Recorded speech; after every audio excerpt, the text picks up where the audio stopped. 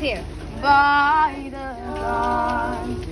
early light,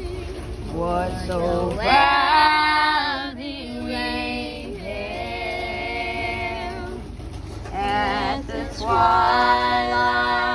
last gleam,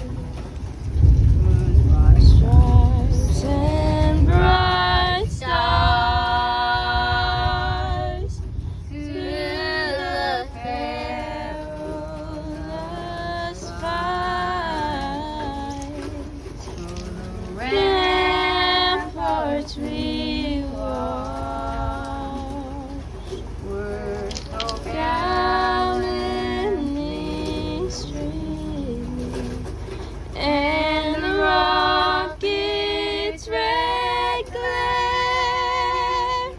the bombs bursting in air, gave proof to the night that our flag was still there. Oh, say does that star-spangled banner yet wave